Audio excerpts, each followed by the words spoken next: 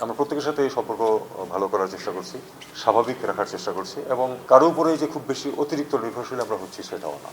আমাদের স্বার্থ দেখছি আমরা।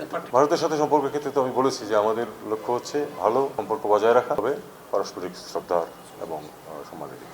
আমাদের নদীগুলো আমাদের দেশের উৎস শুরু না, এবং সেই নদীগুলোর উপরে বিভিন্ন স্ট্রাকচার তৈরি হয়েছে এবং হতে থাকবে। আমরা সেটা ঠেকাতে পারবো না। আমাদেরকে দেখতে হবে যে এতে করে আমাদের পরে ক্ষতি যাতে না হয়, যদি হয় সেটাও যাতে খুব সীমিত থাকে, এটা আমাদের চেষ্টা চালু থাকবে এবং আমরা সেভাবে এটাকে দেখবো। চীনের রাষ্ট্রদূত এসেছিলেন, আমার সাথে কথা বলেছেন, উনি আমাকে এক্সপ্লেন করেছেন যে তারা এটা ঠিক ওই যে একটা বাঁধ দিয়ে যে হাইড্রো পাওয়ার যেটা করার সিস্টেম, ওইটাতে তারা যাচ্ছে না, এটা নতুন টেকনোলজি তারা বের করেছেন।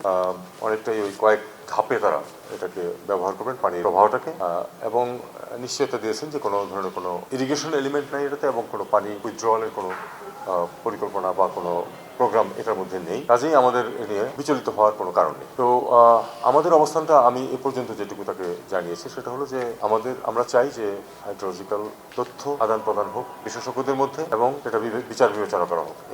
তার মানে এই না যে তারা তাদের ড্যাম নিয়ে এগিয়ে যাবে না। আমাদের ক্ষতি যাতে মিনিমাম হয় অথবা যাতে না হয়, আমরা সেই চেষ্টাই করতে থাকবো। এখানে ভারতেরও স্বার্থ আছে, ভারতও বিষয়টাকে দেখছে। এটাকে আমরা এইভাবে দেখি, এটাকে এইভাবে দেখি যে আমরা তো সবসময় চেয়েছি যে, আমি আপনাদেরকে ডে ওয়ান থেকে বলেছি, আমরা তাদের সাথে ভালো সম্পর্ক চাই, good working relation on the basis of reciprocity and mutual respect. আমাদের এই অবস্থান অটুট আছে। আমরা কিন্তু তাদের সাথে ভালো সম্পর্ক চাই না, এই ধরনের কোনো কথা কিন্তু কখনো কেউ বলেনি।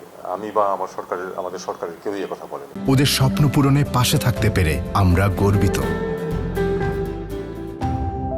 এবং আমাদের যে কার্টসিগুলি আছে সেগুলি আমরা করেছি, যেমন আম আদান প্রদান হয়েছে এই অঞ্চলে বেশ কিছু। আর এর বাইরে যে এই ঘটনা ঘটার পরে যে দেশগুলো আমাদেরকে সহায়তা দিতে চেয়েছে, হেল্প করতে চেয়েছে, তাদের মধ্যে ভারত একটি, এবং তাদেরকে আমরা বলেছি যে আমরা তথ্য নিয়েছি আমাদের বার্ন ইউনিটের কাছ থেকে তাদের কী প্রয়োজন, তারা যা বলেছেন সেই অনুযায়ী আমরা তাদেরকে জানিয়েছি। তারই প্রেক্ষিতে দুজন ডাক্তার, দুজন নার্স এসেছেন, যেটুকু তাদের সেবা দেওয়ার দেবেন। এটা দেখুন, পিপুল টু পিপুল কন্ট্যাক্ট তো সবসময়ই ভালো, এবং এটা তো এক ধরনের পিপুল টু পিপুল কন্ট্যাক্ট। আমি মনে করি যে এটা একটা পজিটিভ জিনিস। এমনিতেই 2 বছর পরে রিভিউ হবে, আর তারপরে সবার নোটিশ দিয়ে যে কোনো সময় এটাকে সরিয়ে দেওয়া যাবে, সেটা আমার মনে হয় না সেই ধরনের পরিস্থিতি সৃষ্টি হবে। কারণ আমরা তো আমাদের নিজেদের স্বার্থ দেখেই কিন্তু কাজটা করেছি। তাদের প্রস্তাবের উপরে তো আমরা যে একটা এগ্রিমেন্ট সই করে দিয়েছি তা না। আপনারা এটাও জানেন যে দীর্ঘ সময় নিয়েছি আমরা দীর্ঘ সময় নিয়েছি, এবং আমাদের স্বার্থ যাতে ক্ষুণ্ণ না হয় সেটা দেখেই আমরা করেছি। দেখুন, বিশেষজ্ঞদের প্রতি আমার পূর্ণ শ্রদ্ধা আছে, তারা তো এটা বিভিন্ন প্রোজ এন্ড কনস সেটা বিবেচনা করবেন। তবে আমি বিশ্বাস করি, সরকার বিশ্বাস করে যে এটা বাংলাদেশের স্বার্থের বিরুদ্ধে যাবে না, পক্ষেই থাকবে। সম্প্রতি রাঙ্গামাটিতে গিয়েছিলেন, জি, সেখানে বৈঠক করেছেন, ওখানে আপনার ফাংশনটা মানে পররাষ্ট্র উপদেষ্টা ফাংশনটা কি, এবং আসলে শান্তি চুক্তিটা কি আবার নতুন করে করার কোনো চিন্তা না, নতুন করে শুনুন, এটা আসলে পররাষ্ট্র উপদেষ্টা হিসাবে আমার কাজে আমি যাইনি। আমাকে যে এটার মনিটরিং অ্যান্ড ইমপ্লিমেন্টেশনের যে কমিটি, সেই কমিটির সভাপতি আমাকে করা হয়েছে। এটা অন্য আরেকজনকেও করা হতে পারে, আমাকে করা হয়েছে। আমার এটা প্রথম মিটিং, আমার মানে নেতৃত্বে প্রথম মিটিং। সেখানে আমরা 3 জন তো এমনিতে সদস্য আছে, আমি ছাড়া আর 2 জন। এছাড়া আমি 2 জনকে ইনভাইটও করেছি। তার মধ্যে একজন হচ্ছে আমাদের সুপ্রিমকোর্ট চট্টপা সাহেব, যিনি উপদেষ্টা। উনি কিন্তু ইনভাইটেড হয়ে গেছেন ওখানে, উনি কিন্তু নর্মালি ওটা মেম্বার নাও। যেমন আমিও পররাষ্ট্র উপদেষ্টা হিসেবে কিন্তু মেম্বার না, আমাকে জাস্ট নিয়োগ দেওয়া হয়েছে। এই জন্য আমরা সেখানে প্রাথমিক আলাপ সালাপ করেছি, এবং খুবই হৃদ্যতাপূর্ণ পরিবেশে আলোচনা হয়েছে। আমি আপনাদেরকে এটুকু বলতে পারি, এটা এখানে পুনর্বিবেচনার প্রশ্ন আসে না। ইমপ্লিমেন্টেশন কিভাবে কতটুকু হতে পারে, এই জিনিসগুলি নিয়ে আমরা কথাবার্তা বলেছি, এবং আমরা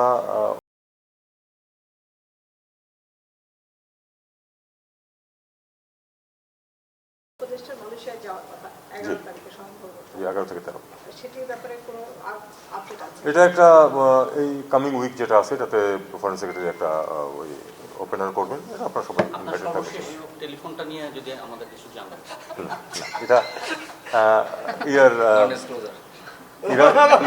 ইরানের ফরেন মিনিস্টার ফোন করেছিলেন, জাস্ট শোক জানানোর জন্য, এবং আমাদের প্রতি সংবর্ধনা প্রকাশ। এটা আমরা তো ওই শোক বই খুলেছি প্রত্যেক মিশনে, ওখানে তাদের ডিজি গিয়ে সই করেছে। তখন তারা বলেছে যে আমরা ওই চিঠি কোনো পাঠাবো না, আমাদের ফরেন মিনিস্টার তোমাদের ফরেন মিনিস্টার। মানবাধিকার মিশনটা কবে নাগাদ শুরু হতে পারে, মানে ওরা কোনো তারিখ বা কত লোকবল পাঠাবে? আমরা সই করেছি, এখন কতটুকু তাড়াতাড়ি হয় এটা আমি ঠিক জানি না, খুব তাড়াতাড়ি হওয়া সম্ভব। এই গভর্নমেন্টের সময় রাষ্ট্রের দৃষ্টিভঙ্গির কোনো পরিবর্তন দেখছেন বা সম্পর্কের ক্ষেত্রে? তারপরে প্রশ্নটা একটু ভেগই রয়ে গেছে, তবু আমি যেটুকু সম্ভব থিওরিটিক্যাল উত্তর দিই সেটা হলো যে আমরা তো সবার সাথেই ভালো সম্পর্ক রাখার চেষ্টা করছি। কারোর সাথেই কোনো আপ্তবাক্যে না গিয়েও আমি বলতে চাই যেটা সেটা হলো যে আমরা কারোর সাথে কিন্তু এমন কিছু করছি না যাতে সম্পর্ক খারাপ হতে পারে। আমরা প্রত্যেকের সাথে এই সম্পর্ক ভালো করার চেষ্টা করছি, স্বাভাবিক রাখার চেষ্টা করছি, এবং কারো উপরে যে খুব বেশি অতিরিক্ত নির্ভরশীল আমরা হচ্ছি সেটাও না। আমাদের স্বার্থ দেখছি আমরা। পার্টিকুলারলি যদি ভারতের সাথে সম্পর্কের ক্ষেত্রে তো আমি বলেছি যে আমাদের লক্ষ্য হচ্ছে ভালো সম্পর্ক বজায় রাখা হবে, পারস্পরিক শ্রদ্ধার এবং সম্মানের। এখনো ভারতের ভিসা খুললো না এবং অন্য অনেক দেশেও বন্ধ। আপনি বলেন যে এটা আসলে আমাদের দিক থেকে আমরা অনেক সময় ভুল তথ্য দিই, আমাদের সমস্যা আছে। সমস্যা তো আগেও ছিল, কিন্তু এখন যা পরিস্থিতি ভিসা দেওয়ার ক্ষেত্রে আপনার কি মনে হয় কিনা যে পররাষ্ট্র মন্ত্রণালয়ের দিকে আসলে কোনো একটা উদ্যোগ নেওয়া দরকার? আমি আপনার সাথে এই প্রসঙ্গে আমি বরং বলবো যে এটা আমাদেরকে ঘর গোছাতে হবে। পররাষ্ট্র মন্ত্রণালয় হলো সেলস এজেন্সি। আপনি যা তৈরি করবেন আমি সেটাই বিক্রি করতে পারবো, আপনি যেটা তৈরি করবেন না সেটা বিক্রি করা যাবে না। আর যেটা বলছেন যে এটা তো আগেও ছিল, এখন কিন্তু এই স্ক্রুটিনি অনেক সহজ হয়ে গেছে আগের তুলনায়। আপনি একটা যদি ফেক ডকুমেন্ট দেন, ভুল পাসপোর্ট দেন, 20 বছর আগে এটা নিয়ে সমস্যা হতো না তেমন। যে কোনো মুহূর্তে একটা পাসপোর্ট এদিকে ওদিকে, একজনের পাঁচটা পাসপোর্ট ইস্যু হয়েছে এরকম উদাহরণ আছে, কিন্তু সেগুলি এখন অনেক কঠিন হয়ে গেছে। কাজেই ফেক ডকুমেন্টস একটা অন্যতম প্রধান সমস্যা আমাদের। এটা এখনো আগের মতো চালানোর চেষ্টা হচ্ছে অনেক ক্ষেত্রে, কিন্তু এটা সহজেই ধরা পড়ে, যে কারণে এই পরিস্থিতিটার সৃষ্টি হয়েছে। আমাদের ঘর গোছাতে হবে, আমাদের এখান থেকে যাতে এই ধরনের অপরাধমূলক কার্যক্রম না হয় সেটা দেখতে হবে, তাহলে ধীরে ধীরে আমরা এটা আবার ঠিক করে নিয়ে আসবো। এটা নজরে আছে আমাদের মন্ত্রণালয়ের এবং হোম মিনিস্ট্রির ওখানে যারা অন্যান্যরা কাজ করছেন তাদেরও। বিষয়টা হচ্ছে যে অপরাধ পৃথিবীতে আছেই, দুর্নীতি আছে সবখানেই। দুর্নীতির মাধ্যমে এই জিনিসগুলি কেউ করছেন। আগের চেয়ে একটু কঠিন হয়েছে, কারণ আপনার পাসপোর্ট পাওয়া, যে ডকুমেন্টস লাগে সেগুলি ক্ষেত্রে বিশেষ ফোর্জিং হচ্ছে না আমি বলছি না, হচ্ছে, কিন্তু এটা মোটামুটি নিয়ন্ত্রণে রাখা গেছে। আগে অনেক বেশি পাসপোর্ট ইস্যু হয়েছিল। দূতাবাসগুলোর এটা তো তারা তো আসলে এখন পাসপোর্ট কিন্তু দূতাবাস ইস্যু করে না, তারা তথ্য নেয়, পাসপোর্ট কিন্তু ইস্যু হয় ঢাকা থেকে। কাজে স্কুটিনিটা এখানে হয়।